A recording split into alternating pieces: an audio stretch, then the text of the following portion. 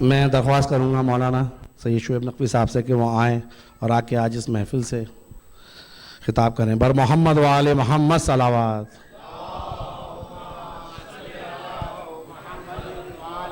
آپ مومنین سے درخواست ہے تھوڑا تھوڑا سا آگے آ جائیے۔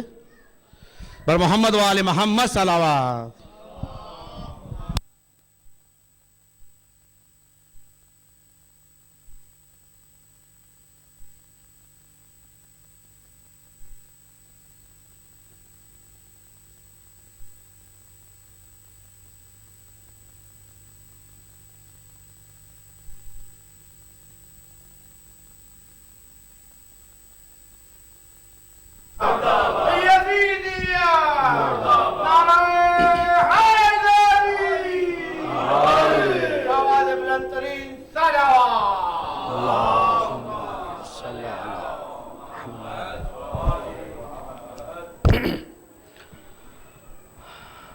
اعوذ باللہ من الشیطان اللعین الرجیم بسم اللہ الرحمن الرحیم الحمد للہ الذی لا یبلغ مدحتہ القائلون ولا يحصي نعماه العادون ولا يؤدي حقه المجتهدون الذي لا يدركه بعد الهمم ولا يناله غوص الفتن الذي ليس لصفته حد محدود ولا نعت موجود ولا أجل ممدود ولا وقت محدود فطر الخلائق بقدرته ونشر الرياح برحمته والصلاة والسلام على حبيب الله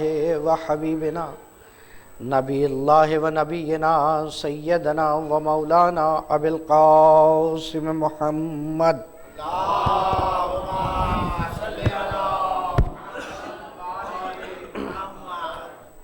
والصلاة والسلام على أهل بيته الطيبين الطاهرين المعصومين المظلومين المنتجبين المنتخبين المنيبين الهادين المهديين ولا سيما بقية الله في الأرضين اللهم صل على محمد وآله واللعنة الدائمة على أعدائهم ومنكر فضائلهم ومصائبهم من الأولين والآخرين اما بعد فقد قال الله تبارك وتعالى في قرآن الحكيم وقوله الحق بسم الله الرحمن الرحيم هن لباس لكم ولكم لباس هن درود پڑھے محمد وعلی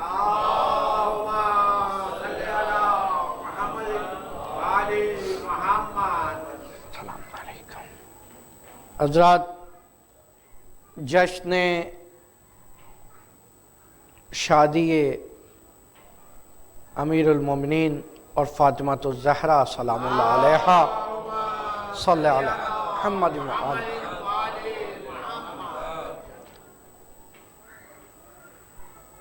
ظاہراً دنیا کی سب سے خوبصورت شادی،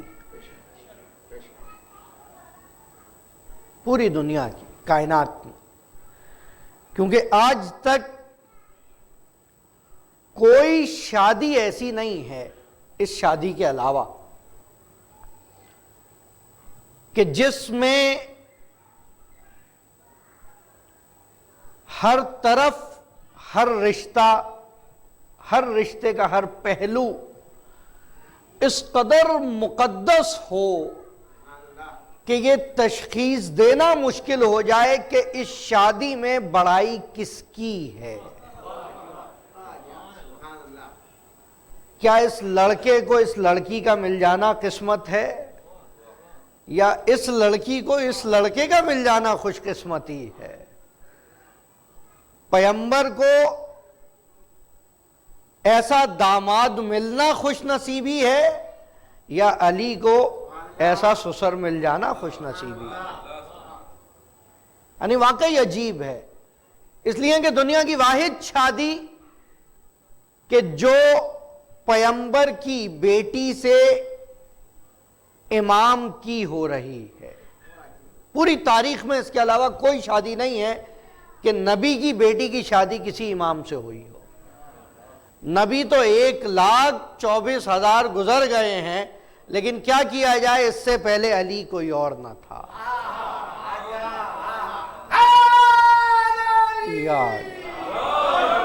اور یقیناً بیٹیاں بھی رہی ہوں گی، بلکہ میں اپنی مثال دے دوں، جو تاریخ میں مسلم ملتا ہے 10 سے زیادہ بیٹیاں حضرت شعیب علیہ السلام کی تھی، جو حضرت موسیٰ کو کہا گیا تھا کہ ان میں سے آپ انتخاب کر لیجئے۔ لیکن کیا کیا جائے کہ جناب موسیٰ درجہ نبوت پہ تو ہیں، درجہ امامت پہ نہیں، یا کم سے کم موسیٰ یہ نہیں کہہ سکتے کہ ہماری شادی سے جتنے بچے ہوں گے سب معصوم ہوں گے، ہمارے جتنے بیٹے ہوں گے وہ سب امام ہوں گے، اور اگر کوئی معصومین میں شامل نہ ہو تو بھی کم سے کم ایسا ہوگا کہ زبان معصوم اسے باب الحوائج ابو الفضل العباس کہتی نظر آئے گی، یعنی مقام و منزلت یہ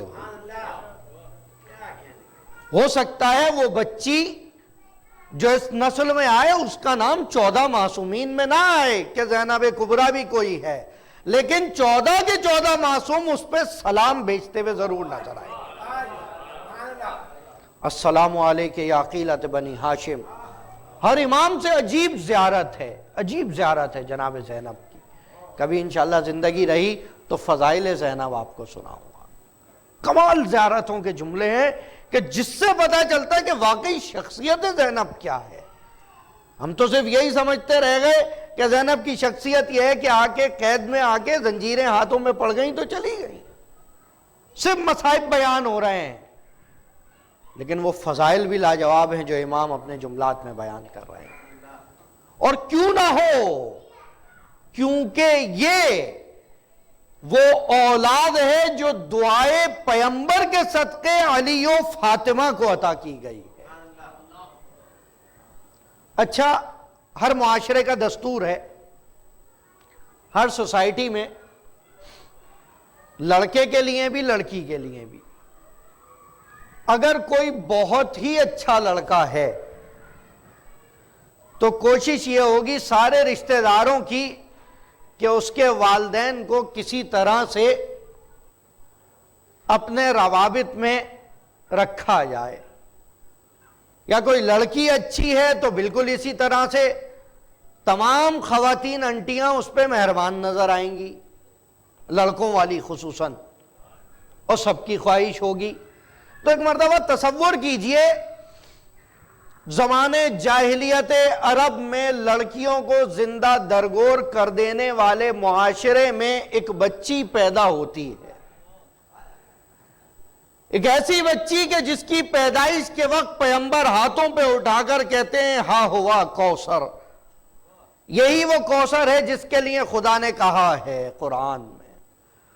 اور کمال یہ خدا نے مجھے نبوت دی ہے، مجھ سے قربانی نہیں مانگی فوراً، خدا نے مجھے عصمت دی ہے، قربانی نہیں مانگی، خدا نے مجھے علی جیسا نائب دیا، قربانی نہیں مانگی، جب فاطمہ جیسی نعمت دی ہے تو یہ کہا جا رہا ہے کہ اب عبادت بھی کرو، اب قربانی بھی کرو اپنے رب کی بارگاہ میں۔ جتنی نعمتیں تھیں وہ اسی زمین پہ رہتے رہتے مل گئیں، نعمت فاطمہ وہ تھی جس کے لیے معراج کرنا پڑی، اور عجب نہیں اس لیے کہہ دیا جائے کہ محمد نور فاطمہ صحیح ہے، جبرائیل امین ہے، لیکن وحی کے لیے امین ہے، مرکز وحی کے لیے امین نہیں ہے۔ مرکز وحی کو لینے کے لیے خود محمد کو آنا پڑے گا۔ دیکھیں، یہ مجموعہ عصمت ہے، یہ منبع عصمت ہے، یہ منشأ عصمت ہے، یہاں سے عصمتیں پھوٹتی ہیں، یہاں سے عصمتیں نشأت لیتی ہیں۔ اس لیے اور اب عرب معاشرے کی طرح جلدی شادیاں ہو جایا کرتی تھیں تاکہ اختلافات کم سے کم ہو. آج کل ازدواجی رشتوں میں اختلافات کی سب سے بڑی وجہ شادیوں کا دیر سے ہونا ہے، شادیوں کا تاخیر سے ہونا ہے. اب مشکل یہ ہے ہم اپنی ضروریات زندگی کی فہرست اتنی طویل کرتے جا رہے ہیں کہ ہر وہ شخص جو آج شادی کر رہا ہے وہ مطمئن نہیں ہے کہ کیا اب بھی میں کسی فیملی کو چلا سکتا ہوں، کسی گھر کو چلا سکتا ہوں. اس کا بھی سوچنا یہی ہے کہ نہیں، گھر چھوٹا ہے، گھر تو صحیح ہے، گاڑی چھوٹی ہے، گاڑی تو بڑی ہے لیکن صرف ایک ہے، تنخواہ تو اچھی ہے لیکن ملازمت مستقل نہیں ہے، ملازمت تو مستقل ہے لیکن درآمد کم ہے، درآمد تو اچھی ہے، سیونگ کم ہے، سیونگ اچھی ہے، نیشنلٹی اچھی نہیں. ہزاروں مسائل بنائے ہوئے ہیں جس کی وجہ سے یہ چیز حل نہیں ہو پا رہی. قرآن مجید میں ایک عجیب آیت ہے، عجیب آیت ہے. آپ کے خیال میں لباس کسے کہتے ہیں، ڈریس کسے کہتے ہیں، اس کا فائدہ کیا ہے؟ ظاہراً جہاں تک میں سمجھ پایا ہوں، لباس کا کام یہ ہے کہ لباس آپ کو موسم کے اثرات سے محفوظ رکھتا ہے. یعنی اگر گرم موسم ہے تو ہلکا لباس پہنا جائے گا تاکہ گرمی کم لگے، موسم ٹھنڈا ہے تو گرم لباس پہنا جائے گا، زیادہ کپڑے پہنے جائیں گے تاکہ سردی کم لگے. جو زیادہ خوش مزاج باذوق لوگ ہیں اگر مجلس میں جائیں گے تو مجلس جیسا لباس ہوگا، محفل میں جائیں گے تو محفل جیسا لباس ہوگا. اور بعض مومنین تو ایسے ہیں ولی اللہ کے درجے پہ خود کو تصور کیے ہوئے ہیں کہ مجلس ہو یا محفل ہو لباس سے اندازہ نہیں لگایا جا سکتا. لیکن یہ وہ تمام محفلیں وہ ہیں جو اسلام سے مربوط ہیں. ان کے اپنے کسی دوست کی زندگی کا ایک سال بھی کم ہو جائے اور اس پہ جشن منایا جا رہا ہو تو پھر ان کا لباس قابل دید نہیں ہوگا. بہرحال تو لباس کا کام یہ ہے اثرات موسم سے بچائے. دوسرا لباس کا کام یہ ہے کہ آپ کی شخصیت کو بتائے. ڈریسنگ سے انسان کی پرسنالٹی پتہ چلتی ہے، میچور ہے، پڑھا لکھا ہے، سوبر ہے، فنی ہے، فنکی ہے، جہاں تک چلے جائیں لباس سے اندازہ لگایا جا سکتا ہے. لباس سے کلچر کا اندازہ لگایا جا سکتا ہے. بلکہ کہا جائے کہ لباس آپ کی شخصیت کو اعتبار دیتا ہے، گریس عطا کرتا ہے. ایسا ہے یا نہیں ہے؟ کسی کو بھی پینٹ کوٹ پہنا کے کھڑا کر دیں، کیونکہ ہمارے یہاں تصور پینٹ کوٹ ہے شرافت کا، پڑھے لکھے ہونے کا. پینٹ کوٹ ٹائی لگا کے کھڑا کر دیں لیکن منہ بند رکھنا پڑے گا اس وقت سے، تو وہ پڑھا لکھا لگنے لگے گا خود بخود. یہ لباس روحانیت کسی کو پہنا کے کھڑا کر دیں خود بخود مولانا لگنے لگے گا، جیسے بہت سارے لگ رہے ہیں. خود بخود اس لباس کا اثر اس کی شخصیت پہ آ جائے گا. لباس اسے محفوظ رکھ رہا ہے، لباس اس کی شناخت کرا رہا ہے، لباس اس کی پہچان کروا رہا ہے، لباس وہ ہے جو اس کی شخصیت کو نکھار رہا ہے. قرآن سورہ بقرہ کی آیت نمبر 187 میں آواز دے رہا ہے، ہننا لباس لکم، تمہاری بیویاں تمہارا لباس ہیں اور تم تمہاری بیویوں کے لیے لباس ہو. اب اگر لباس کا کام اثرات موسم سے محفوظ رکھنا ہے تو بیوی وہ ہے جو شوہر کو موسم کے اثرات سے محفوظ رکھے. شوہر وہ ہے جو سرد موسم میں عورت کو سردی سے محفوظ رکھے، عورت کی پرسنالٹی کو اور چاند لگائے. عورت وہ ہے کہ جس کے ذریعے سے مرد کی شخصیت پہچانی جائے. گویا مرد و زن ایک دوسرے کی حقیقت کے عکاس ہیں. یہ قرآن مجید کی آیت سورہ بقرہ آیت نمبر 187. دنیا کا کوئی اور دین مذہب ایسا نہیں ہے جو میاں بیوی کے رشتے کو اس قدر مقدس بیان کرے. وَإِنَّا خَلَقْنَاكُمْ أَزْوَاجًا، ہم نے تمہیں جوڑوں میں بنایا ہے. اب تم نے اپنے جوڑوں سے اختلافات شروع کر دیے، تم نے انحرافات شروع کر دیے فطرت سے، اس لیے معاشرے میں یہ مشکلیں پیدا ہونا شروع ہو گئی، اس لیے یہ مشکلات نظر آ رہی ہیں، اس لیے یہ حالات نظر آ رہے ہیں. اور پھر ہر چیز کے اندر دلیل کا عمل دخل. گزشتہ دن بھی میں نے بیان کیا تھا، جب ڈاکٹر دوا لکھ کے دے رہا ہے آپ اس سے لاجک نہیں پوچھ رہے، لیکن جیسے ہی مجتہد فتویٰ دے رہا ہے اس کی لاجک تو بتائیے کیا ہے. مرد کو اتنے بڑے بال نہیں بڑھانے چاہیے کہ عورتوں جیسا لگے، اس کی لاجک تو بتائیں کیا ہے. عورت کو ایسا لباس نہیں پہننا چاہیے جو بالکل مردوں جیسا لگے، اس کی لاجک تو بتائیں کیا ہے. اور جتنے لاجک کے پیچھے ان میں سے کوئی ایک لاجک کی ڈیفینیشن نہیں بتا سکتا، ممبر سے دعویٰ کر رہا ہوں، جو لاجک کی اصل ڈیفینیشن ہے. لاجک علم منطق، حرکت المعلوم من المجہول الی المعلوم الی المجہول. پھر کبھی اس پہ تفصیل سے بات کروں گا. یہ ہے لاجک کی ڈیفینیشن.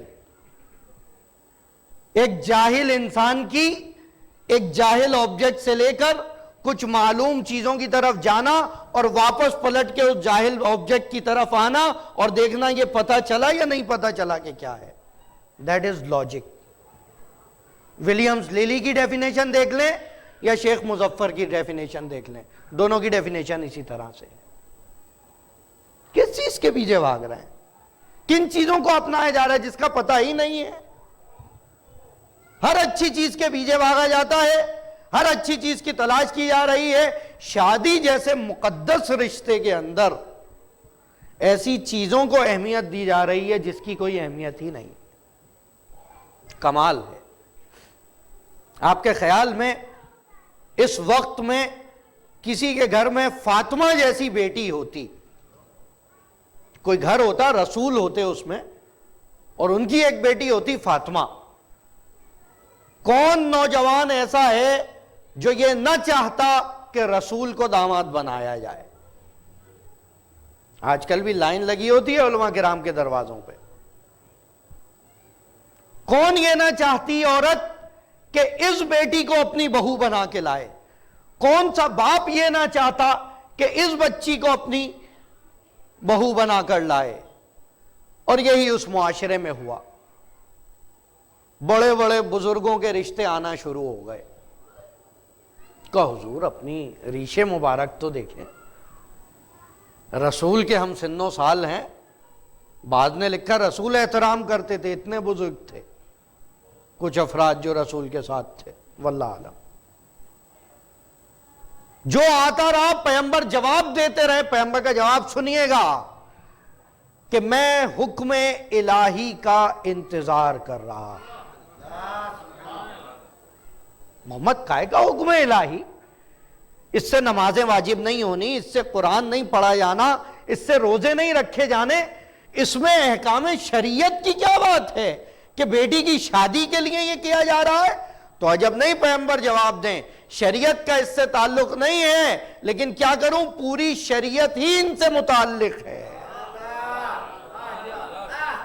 نماز کا اس سے تعلق نہیں ہے، لیکن یہ نسل ہوگی تو نماز بچے گی، یہ نسل ہوگی تو روزہ بچے گا، یہ نسل ہوگی تو حج بچے گا، یہ نسل ہوگی تو قرآن باقی رہے گا. اور میں فاطمہ کا کفو ڈھونڈ رہا. سورہ اخلاص کا ایک لفظ ہے وَلَمْ يَكُنْ لَهُ كُفُوًا أَحَدٌ، اور خدا کا ہمتا، ہمسر، اس جیسا، اس کی برابری کرنے والا کوئی نہیں ہے. شادی کے اندر ایک شرط یہ ہے کہ برابر ہونے چاہیے مرد اور عورت. کس چیز میں برابر ہونے چاہیے؟ عقل میں برابر ہونے چاہیے، شعور میں برابر ہونے چاہیے، علم میں برابر ہونے چاہیے، تقوی میں برابر ہونے چاہیے، لیونگ اسٹیٹس میں برابر ہونے چاہیے. جب یہ چیزیں برابر ہوں گی تو زندگی بالکل برابر گزرے گی. خوجوں کے بقول کیم چھو برابر چھو، بدو برابر چھے. پھر بدو برابر ہوگا ورنہ نہیں ہوگا. یہ جو ڈس بیلنسنگ پائی جاتی ہے اس کی وجہ یہی ہے کہ جس وقت لڑکی تلاش کی جا رہی تھی کوشش یہ تھی اپنے سے بڑے گھرانے کی ہو, جب لڑکا ڈھونڈا جا رہا تھا کوشش یہی تھی اپنے سے بڑے گھرانے کا لڑکا ہو, زیادہ پڑھا لکھا ہونا چاہیے. اور جو زیادہ پڑھ گیا اب وہ کہہ رہا ہے کہ نہیں, اب لڑکی جو ہے وہ میرے برابر کی ہونی چاہیے. عجیب عجیب وقت کے ساتھ رجحانات چلنا شروع ہوئے. ایک وقت تھا کوالیفیکیشن اور ڈگریز دیکھی جاتی تھی, پھر ایک وقت آیا لائف اسٹیٹس دیکھا جانے لگا, آج بھی دیکھا جاتا ہے.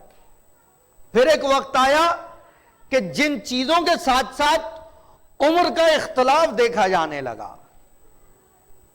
نہ جانے کہاں سے یہ چیز ذہن میں آ گئی کہ حضرت علی اور بی بی فاطمہ میں 15 سال کا فرق تھا, 10 سال کا فرق تھا, اتنا ہی فرق ہونا چاہیے.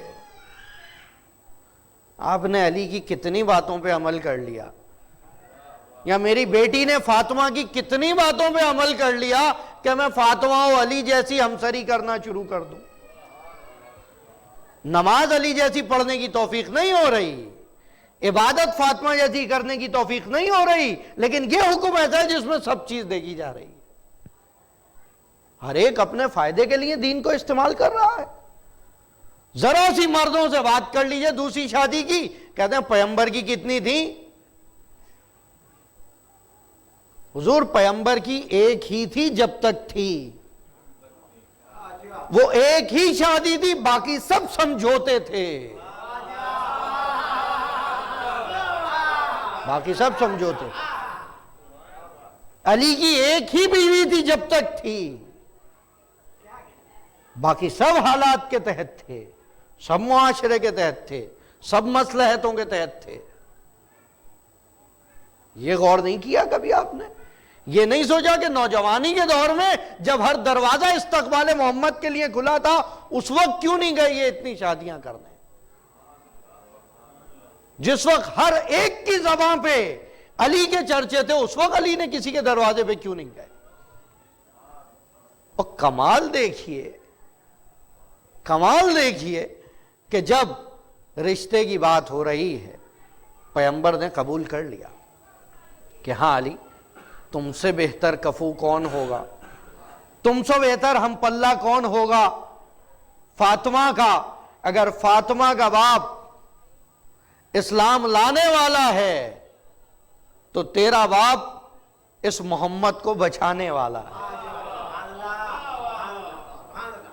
اگر فاطمہ کا گھرانہ عرب کے بزرگوں کا گھرانہ ہے تو تیرے گھرانے نے اس گھر کی بزرگی بچائی. اگر فاطمہ کا گھرانہ بڑی عزت والا ہے, بڑا جود و سخا والا ہے, تو تیرے گھرانے نے اس گھرانے کے والدین کو یتیمی کی حالت میں اپنے گھر میں پالا ہے. اگر علم و تقوی کی بات ہے تو محمد نے جتنا فاطمہ کو سکھایا ہے علی اس سے کہیں زیادہ تجھے سکھایا ہے. اگر فاطمہ جگر کا ٹکڑا ہے تو اے علی تم میرا نفس ہے. اگر فاطمہ میری آنکھ کا نور ہے تو اے علی تو میرے قلب کی ٹھنڈک ہے. اگر فاطمہ میرے تقوی کی عملدار ہے, میرے تقوی کی عکاس ہے, تو اے علی تم میرے دین کا علم بردار ہے. اگر فاطمہ خدیجہ کی گودوں میں پلی ہے تو اے علی تو فاطمہ بنت اسد کی گود میں پلا ہے. کہ یہ بہت بہتر ہے.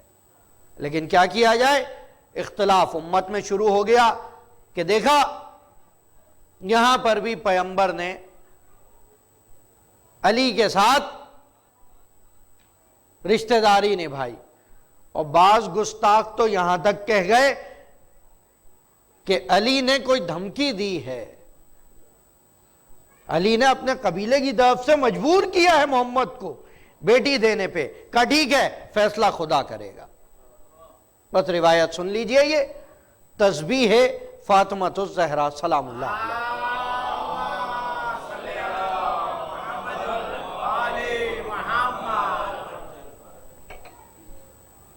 فیصلہ خدا کرے گا. اعلان ہو گیا آج رات جس کی چوکھٹ پہ ستارہ اتر آیا، سمجھ لینا وہ فاطمہ کا ہم پلہ ہے۔ یہ حکم خدا ہے جو جبرائیل نے پہنچایا ہے۔ بھائی کمال ہے، لوگ پریشان ہوگا ستارہ اترے گا۔ اب جن کی گلیاں تنگ تھیں وہ پریشان تھے، اتنا بڑا ستارہ یہاں کیسے اترے گا بھائی؟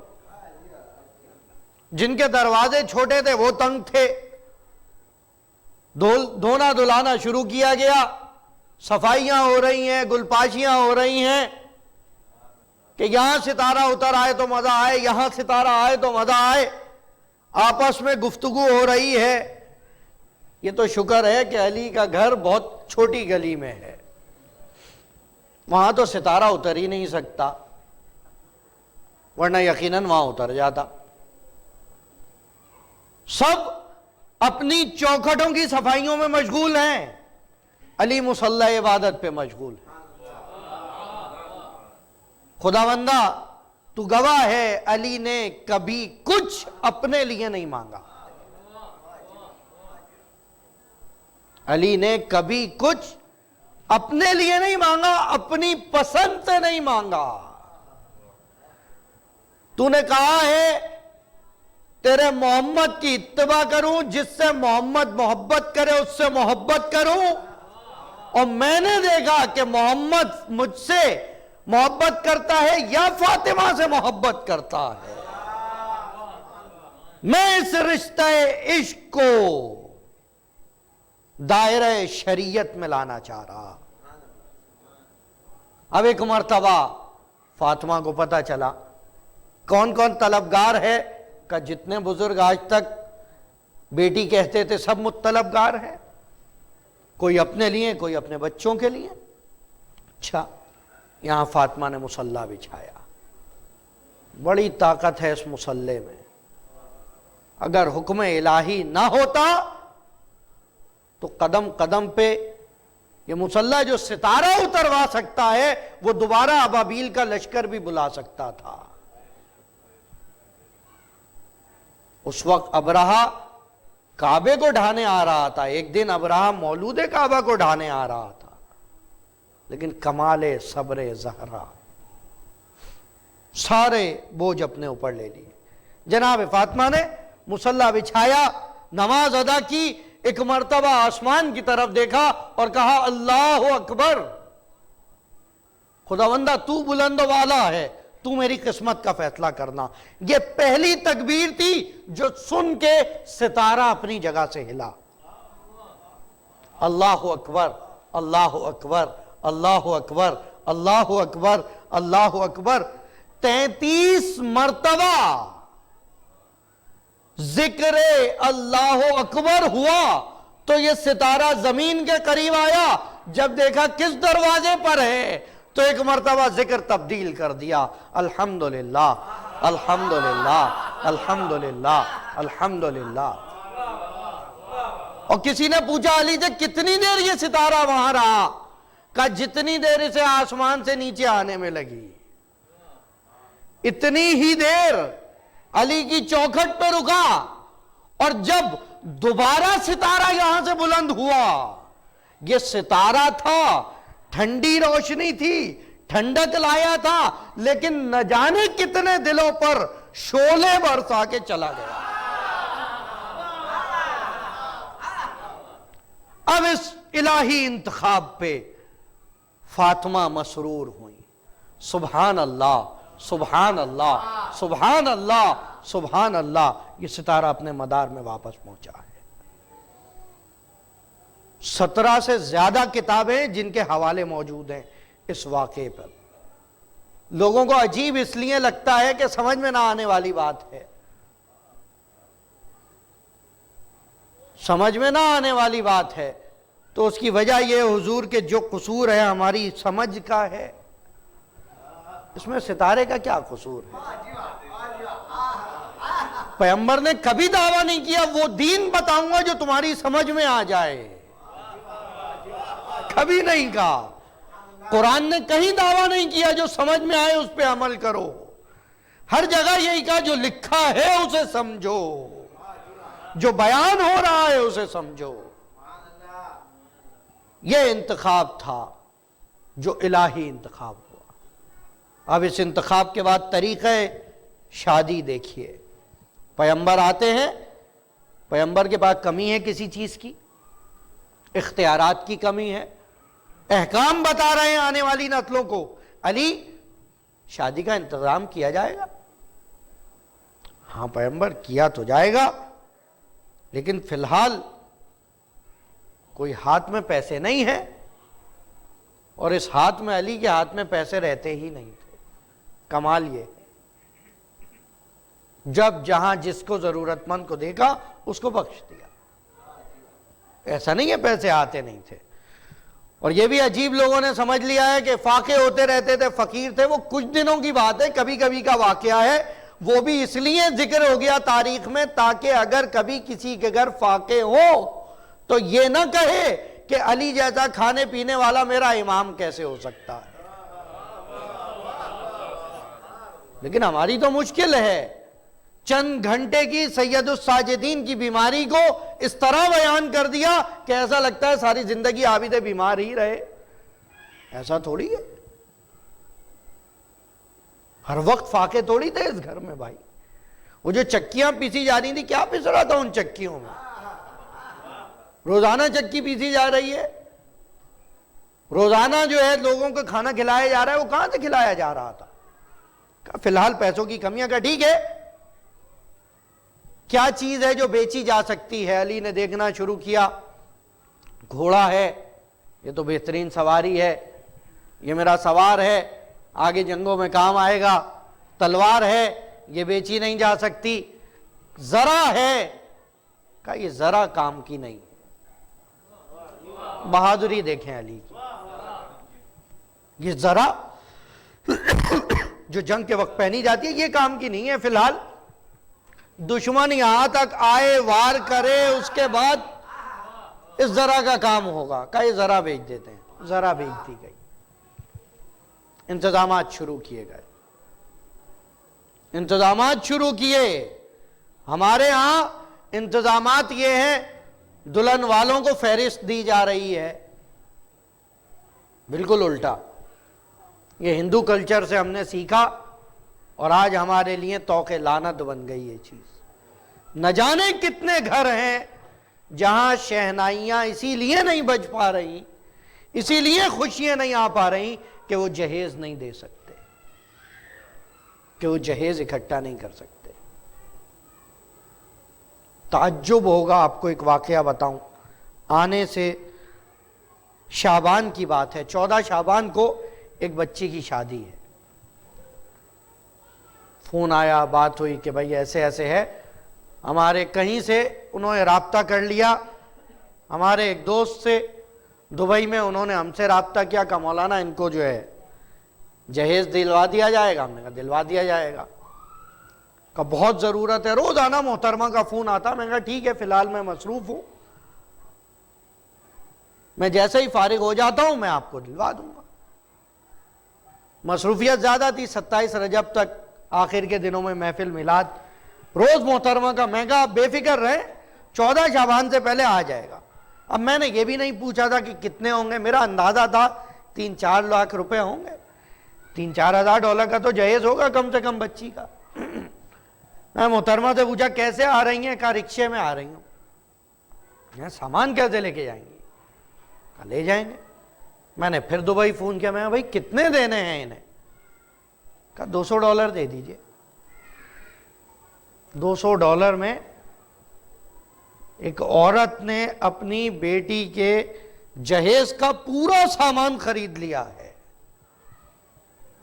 اور ہم تو شاید سارا سامان آ جانے کے بعد $200 تو اس کی ٹریولنگ میں خرچہ لگ جائے ہمارا، اس کو ادھر سے ادھر لے جانے میں خرچہ لگ جائے۔ آج بھی ایسے سادے لوگ موجود ہیں، اور ان کے لیے وہ بھی اس قدر ہے کہ اس کو حاصل کرنے کے لیے انہیں دوسروں کی مدد کی ضرورت ہے۔ اب جہیز میں کیا ہے، چیزیں ذرا ملاحظہ فرمائیے۔ ایک مشکیزہ ہے پانی کے لیے، ایک کٹورا ہے، ایک پتیلی ہے، ایک چٹائی ہے، دو کھالیں ہیں جو ایک پتلی ہے ایک تھوڑی موٹی ہے، دو جوڑے ہیں. یہ فاطمہ کا جہیز ہے، خاتون جنت، شہزادی کونین، محمد کی بیٹی، رحمت للعالمین کی بیٹی، امیر المومنین کی بیوی گھر آ رہی ہے اس طرح جہیز لے کر. اس طرح یہ شادی جب انجام پا رہی ہے، پیغمبر نے اس وقت دعا کی ہے کہ خداوندہ انہیں بہترین اولاد عنایت فرما. اب محمد کی دعا قبول نہ ہو تو کس کی؟ اور کمال لے کے ہم میں سے کون ہے جس باپ نے اپنے داماد سے یہ سوال کیا ہو یا یہ پوچھا ہو؟ پیغمبر نے پتہ ہے حضرت علی سے کیا کہا تھا؟ علی، فاطمہ کو بڑی محبت سے پالا، مجھے پتا ہے کہ تم اس کا بہت خیال رکھو گے. علی، میری بچی خواہشیں نہیں کرتی، لیکن کبھی خواہش کرے تو پوری کرنے کی کوشش کرنا. میں نے تربیت تو ایسی کی ہے کہ بیجا خواہشیں نہ کرے شوہر سے. عورتوں کے لیے نمونہ عمل. اور انشاءاللہ تم میری بیٹی کو علم و تقوی میں بہترین پاؤ گے. کوئی باپ ہمارے معاشرے کا اپنی بیٹی کے علم و تقوی کا دعویٰ نہیں کر پا رہا. آج کے دن کا توجہ ہی نہیں دی تو دعویٰ کیسے کرے گا؟ اور دوسرے دن پھر علی سے پوچھا جا رہا ہے، یا علی کیفا وجدتا، تم نے ہماری بیٹی کو کیسا پایا؟ تو یہاں علی جواب دیتے ہیں، وَوَجَدْتَهُ حَقًّا حَقًّا، محمد جو آپ نے کہا تھا بے عین ہی حق پایا، بے عین ہی حق پایا. تو یہ مرحلہ وہاں سے شروع ہوگا، تربیت کا مرحلہ ہے. تو پھر اس کے بعد جو اپنے گھر میں دیکھا جائے گا وہ دوسرے کے گھر جا کے دکھایا جائے گا، وہ دوسرے کے گھر جا کے بتایا جائے گا. جو خواہش ہو، جو ضرورت ہو، کوشش کی جا رہی ہے، اگر بیجا ہے تو نہ کی جائے، لیکن شوہر سے بیان کی جائے. ہم درد ہو، ہم دل ہو، ہم درد ہو. حضرت علی کہتے ہیں، فاطمہ میں تمہارے بعد تنہا ہو گیا، میں کسی کو درد نہ بیان کر پایا. ہر جنگ میں چلنے والی، دشمنوں کے گردن کاٹنے والی ذوالفقار سب سے زیادہ فاطمہ کی احسان مند ہے. اگر زہرا اس کو روز آنا جنگ کے بعد صاف نہ کیا کرتی تو اس کی آب و تاب کیسے باقی رہتی؟ ذوالفقار محرم زہرا ہے، ذوالفقار محرم زہرا ہے. اور یہی نہیں، یہاں تک پیغمبر نے کہا کہ اگر علی نہ ہوتے تو فاطمہ تیرا ہم رتبہ ملنا مشکل تھا، تیرا کفو ملنا مشکل تھا. اور کفو کا شرعی مسئلہ یہ ہے، اگر لڑکا اور لڑکی ہم پلہ ہیں، برابر ہیں، اس صورت میں والدین کی اجازت کا اختیار ختم ہو جاتا ہے. اور یہاں والدین شادی کرتے وقت وہ برابری نہیں دیکھ رہے، اس پہ توجہ نہیں دے رہے. علی کے ماننے والے ہیں، زہرا کے ماننے والے ہیں. وہی زہرا کہ جس کا ہم پلہ ڈھونڈنا مشکل تھا اگر علی نہ ہوتے. اور حقیقت ہے، اگر علی نہ ہوتے نہ آباد خدا کا گھر ہوتا، نہ شجاعت کا گوہر ہوتا، نہ فاتح خیبر ہوتا. علی نہ ہوتے تو کعبہ آج تک بتوں کا گھر ہوتا. علی نہ ہوتے تو اسی طرح فاتح خیبر نہ ہوتا بلکہ در خیبر ہوتا. یعنی علی نہ ہوتے نہ قاتل مرب و انتر ہوتا، نہ کوئی مومنوں کا مولا ہوتا، نہ کوئی سچ کہنے والا ہوتا، نہ شجاعت کا جوہر ہوتا، نہ فاطمہ کا شوہر ہوتا. اس حد تک. تو عزیزوں، ہمارے ائمہ کی زندگی میں بہترین درس ہے، خصوصاً شادی کے بارے میں، شادی سے پہلے کی زندگی کے بارے میں، شادی کے بعد کی زندگی کے بارے میں. عجیب و غریب فرمودات ہیں. حضرت علی جس طرح سے آتے ہی پوچھ رہے ہیں کہ کیسی طبیعت ہے, تھکی تو نہیں ہو. یہاں شوہر گھر میں آتے ہی پوچھ رہا ہے, اپنی پریشانی بیان کر رہا ہے. آج بڑی مشکل تھی, بہت ٹریفک تھی, گاڑی خراب ہو گئی, یہ خراب ہو گیا. ابھی درد سنے ہی نہیں تھے کہ گھر میں کیا گزر رہی تھی. بالکل ایسا ہی دوسری طرف سے آتے ہی سیدہ پہلا سوال کر رہی ہیں, نماز کیسی رہی, مجلس کیسی رہی, خطبہ کیسا رہا, جو تھا جس کام سے گئے تھے وہ کیسا رہا. پھر اس کے بعد اپنی پریشانی بتائی جا رہی ہے. اس معاشرے میں مشکلیں یہاں سے شروع ہو رہی ہیں, مشکلیں یہاں سے شروع ہو رہی ہیں. علی بار بار پوچھ رہے ہیں, زہرا زحمت نہیں کرو, میں کر دیتا ہوں, میں ہاتھ بٹائے دیتا ہوں.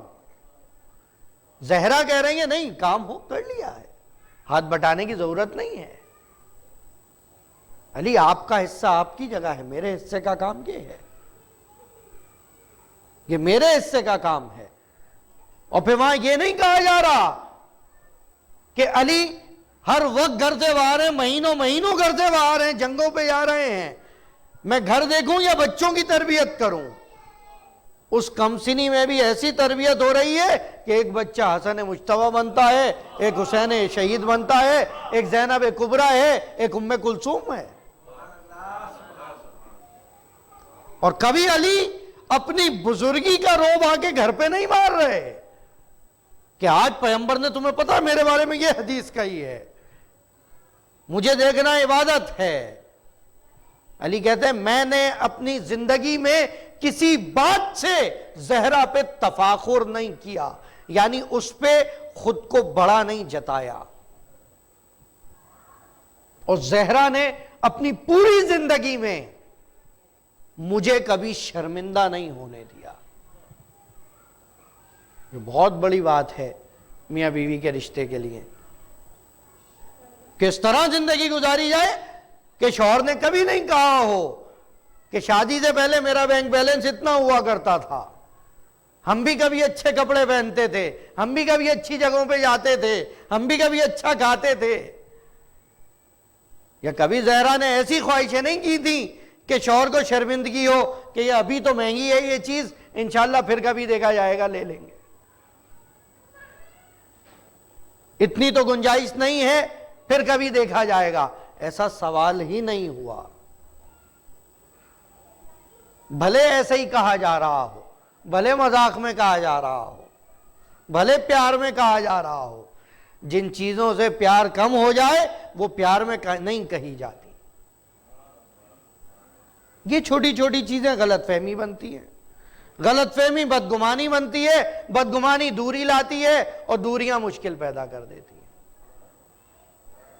خداوندہ ہمیں علی و زہرا کی سیرت پہ چلنے کی توفیق عطا فرما. خداوندہ ہمیں حقیقی معنوں میں ان سیرت طیبہ کو پڑھنے, سمجھنے اور اسے عمل کرنے کی توفیق عطا فرما.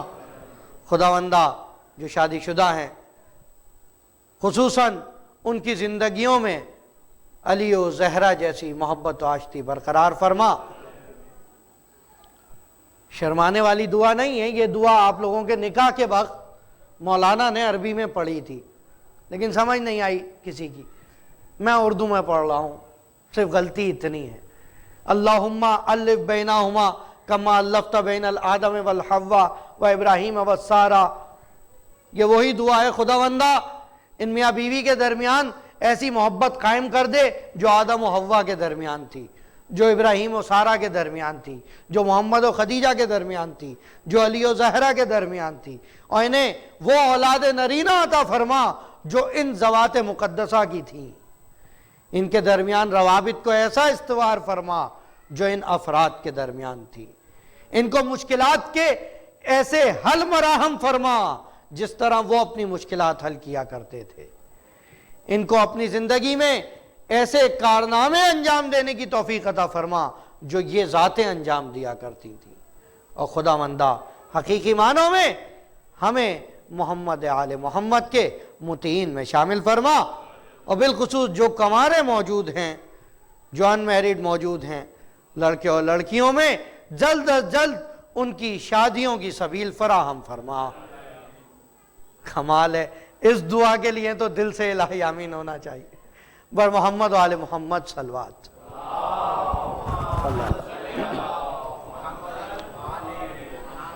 حضرات آخر میں اپنے بزرگان، مرحومین، شہداء کے لیے اور بالخصوص ایک برادر نے آج ایک نام دیا تھا، کیا نام بتا؟ سید انور شاہ کے لیے اور باقی مرحومین کے لیے سورہ مبارک فاتحہ۔ بسم اللہ الرحمن الرحیم مالک یوم الدین ایاک نعبد و ایاک نستعین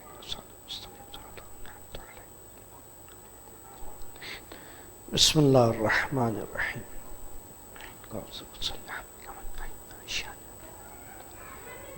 محمد اللہم صلی علی محمد۔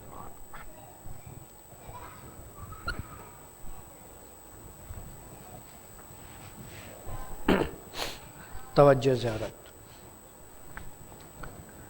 الصلاة والسلام علیک یا رسول اللہ یا خیر خلق اللہ یا رحمت للعالمین۔ السلام علیک یا خدیجۃ الکبریٰ یا ام المؤمنین۔ السلام علیک یا علی المرتضیٰ یا امیر المؤمنین۔ السلام علیک یا فاطمۃ الزہراء سیدۃ نساء العالمین۔ السلام علیک یا حسن المجتبی امام الناس الامین۔ السلام علی الحسین وعلی علی الحسین وعلی اولاد الحسین وعلی اصحاب الحسین ورحمۃ اللہ وبرکاتہ۔ السلام علیک یا غریب الغرباء یا معین الضعفاء والفقراء یا ابا الحسن یا علی ابن موسیٰ الرضا روحی و جسمی لک الفدا ورحمۃ اللہ وبرکاتہ۔ السلام علیک یا صاحب العصر والزمان، الامان الامان الامان من فتن الزمان ومن شر الشیطان۔ السلام علیک یا خلیفۃ الرحمن یا امام الانس والجان، عجل اللہ تعالی فرجک وسہل اللہ تعالی مخرجک وظہورک ورحمۃ اللہ وبرکاتہ۔